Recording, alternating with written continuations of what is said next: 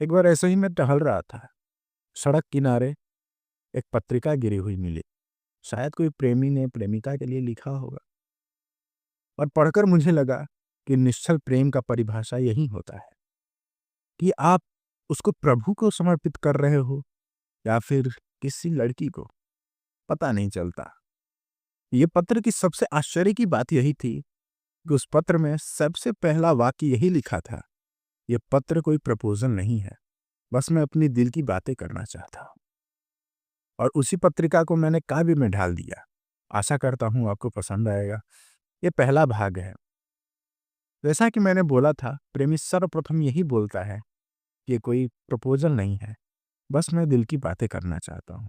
ये पत्र कोई प्रस्ताव नहीं, बस प्रेम की भाषा है। तुम प्रेम करो या घृणा करो, न मन में ऐसी आशा है। ये मसीपथ द्वारा लिखी पत्रिका केवल प्रेम परिभाषा है। यह पत्र कोई प्रस्ताव नहीं, बस प्रेम की भाषा है। वो आगे बात बढ़ाता है और बोलता है कि मैं ये पत्र क्यों लिख रहा हूँ, क्या सोचकर लिख रहा हूँ। बोलता है, यह सोचकर मैं लिखता हूँ, तुम कभी न मुझसे प्यार करोगी, पर मेरे द्वारा लिखी पत्रिका तुम 100 बार पढ़ोगी। हमारी कथा है सोने जैसी, तुझे लगा यह काशा है। यह पत्र कोई प्रस्ताव नहीं, बस प्रेम की भाषा है। वो बार बार याद दिलाता है कि ये प्रपोज नहीं कर रहा हूं मैं, बस ये दिल की बातें हैं जो तुम्हें करनी है। और ये सारी बातें जब फैलती हैं तो सबसे पहले उसकी सखियां बोलती हैं कि वो लड़का तुम्हारे बारे में ऐसा सोचता है। तो बोलता है, वैसे तो तेरी सखी सहेली इस विषय में बोली होंगी, मेरे हृदय की करुण वेदना तेरे सम्मुख खोली होंगी। उन्हें लगा यह प्रेम नहीं, कोई एक तमाशा है।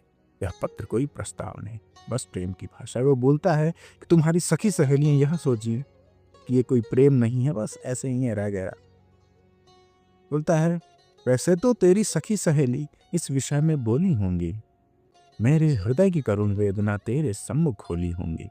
उन्हें लगा यह प्रेम नहीं, कोई एक तमाशा है। यह पत्र कोई प्रस्ताव नहीं, बस प्रेम की भाषा है। मेरी चाह तो इतनी है बस।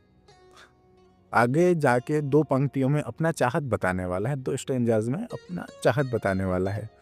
बोलता है, मेरी चाह तो इतनी है बस, मेरी कथा तो मुझसे सुनती, एक एक शब्द की सहमी सिसकी मेरे शब्दों में पढ़ती। और न मन में आशा है, न दिल में लेस पिपाशा है। यह पत्र कोई प्रस्ताव नहीं, बस प्रेम की भाषा है। जैसा कि मैंने आपको पहले बताया था कि प्रेम जब निश्चल हो जाता है तो पता नहीं चलता है कि भक्त भगवान को कर रहा है या प्रेमी प्रेमिका को कर रही है या प्रेमिका प्रेमी को कर रहा है। तो वैसे ही वो बोलता है, मैं भक्त के जैसा कहता हूँ। कहता है कि जैसे प्रभु को मैं जाके बोल देता हूँ अपनी दिल की सारी बातें, मैं भी भक्त बन जाता हूँ, तुम प्रभु बन जाओ।